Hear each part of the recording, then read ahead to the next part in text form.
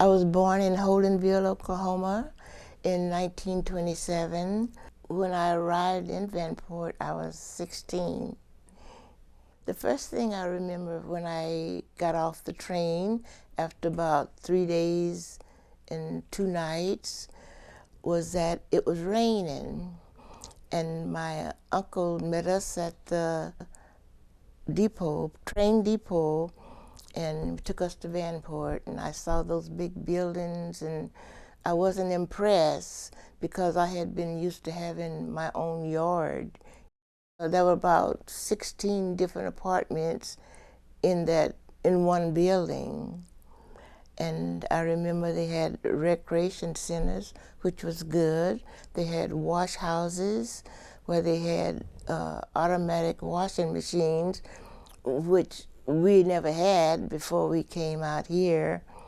I attended one of the Baptist churches, and I have a picture of the congregation that they took back then, but that was before I came. And I started playing music for the church. My mother had a steady job. She worked swing shift at the shipyard, and she was very happy. In Tulsa, she did mostly domestic work. When we were growing up, it paid like $1 an hour. $1 a day. And it was hard work, you know. And after she got out here, and she was a sweeper too at the shipyard, but then when the shipyard ended, she did domestic work here, and it was so much easier and just better for her. Well, that was a Sunday morning. That the flood came. That morning when we got up, there was a paper pushed up under the door. We lived upstairs, and it said that don't worry about the dike. The dike, if it breaks, just go upstairs. But about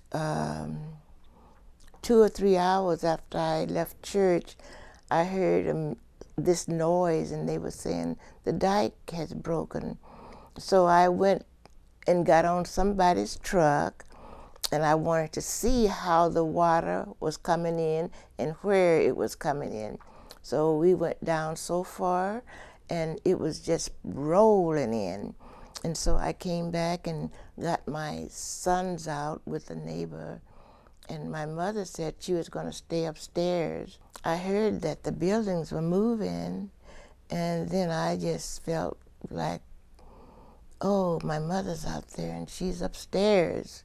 But it so happened that she did get out. I learned that she got out after a few hours. Well, finally, after the water got really low, you know, evaporated out of the apartments, we went by there, but you know, it was just a tore-up mess. But we did find our apartment. I did find my photograph book. It was up on a shelf that the water didn't get to. This photograph book is about 67, well, since 1948, before 1948. I bought it when I lived in Vanport, so I could start taking pictures of the children and family members, especially the children. But as far as other things, there was nothing. They had probably been washed away. Nobody really offered any place that we could go, you know, in an emergency. And, you know, people had to move someplace. They had to find a place to live. We chose Vancouver because there were a lot of people that we knew in Vanport who were coming to Vancouver.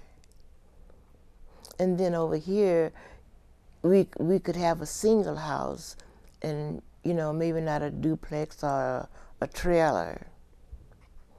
And I've always liked it here because it used to be a small town, But, you know, now it's grown a lot, and I like it here. I've always liked it.